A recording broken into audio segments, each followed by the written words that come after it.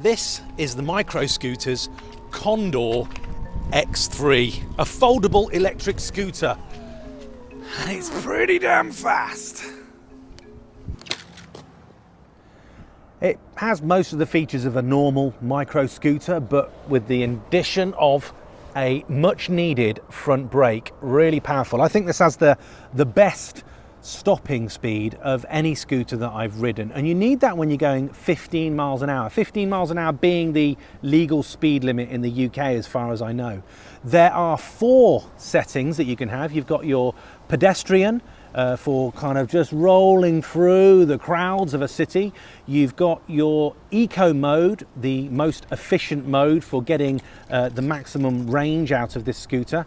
And you've got sport mode, which is fast. That's the 15 miles an hour. Think about how much faster that is than the average walking pace of 3 to 4 miles an hour. It can be quite terrifying. You really should be wearing a helmet and monitoring the road surface as you go along.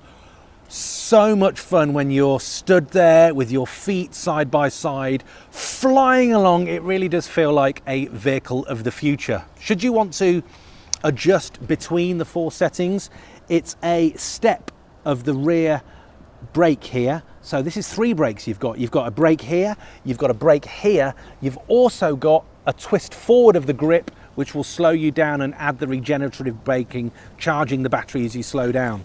So 4 taps, 1, 2, 3, 4, then 1 tap for pedestrian, 2 taps for your eco mode, 3 taps for sport, and the 4th tap will give you that familiar kind of assisted power so that you can use it like a normal scooter, but it gives you that little bit of an extra boost. That, I think, is by far the most efficient way to use this scooter, but I kind of really like keeping it in sports mode.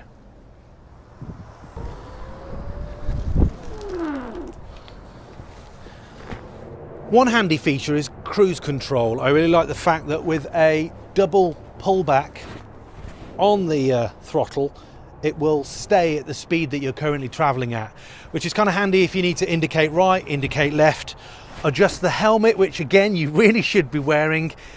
It's a lot faster than a lot of other scooters that I've been on, and things can happen really fast.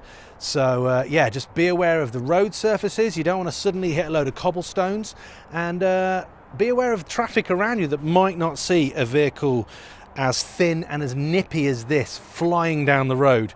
It did come with a light here, the 2 lights on the back, really quite bright at night, so super like those safety features.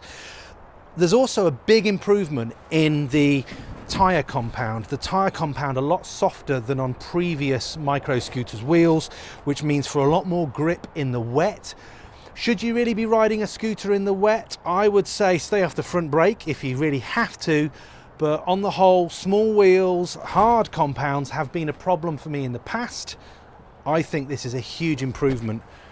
Overall, do I think this particular scooter is worth the £1,000 plus, £1,100 at the moment? I would say that if you're considering an electric bike, which can cost you in the region of thousands, this for me is a lot more manageable if you are also using public transport. It enables me to take my vehicle without locking it up into a pub or a place of work. I think the versatility, the weight is about the same as carrying a lightweight Brompton.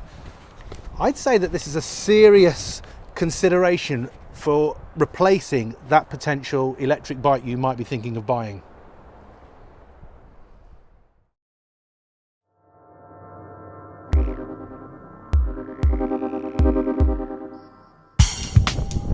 Yep, it's pretty bloody fast.